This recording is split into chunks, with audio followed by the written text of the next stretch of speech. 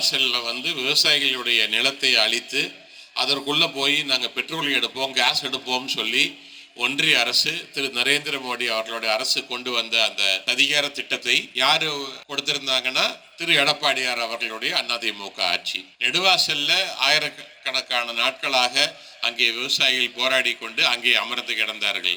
இங்கே சேலத்திலிருந்து சென்னைக்கு ஹைவே போடுறேன்னு சொல்லி சமந்திக்கு வந்து கான்ட்ராக்ட் கொடுப்பதற்காக 10,000 கோடி ரூபாயில் ஒரு ரோடு திட்டத்தை போடுற பசுமை சாலை திட்டம் சொல்லி இந்த கொல்லிமலைகள்லாம் கிழக்கு தொடர்ச்சி மலையில் வரக்கூடியது பல ஆயிரம் வருடங்கள் ஆன மலைகள். அங்கே சித்தர்கள் வாழ்கிறார்கள்லாம் நம்ம வந்து நிறைய கேள்விப்பட்டிருக்கோம், பேசியிருக்கோம், பார்த்துருக்கோம். அதில் வந்து 10,000 கோடி ரூபாய்க்கு பசுமை வழி சாலை உருவாக்குறேன்னு சொல்லி அங்கே விவசாயிகளுடைய போராட்டத்தை நம்ம பார்த்தோம். சாமானியர்களோட வாழ்க்கையை அடமானம் வைக்கக்கூடிய ஒரு ஆட்சி 2016 இருந்து 2021 வருடம் வரைக்கும் நடந்து கொண்டு வந்தது.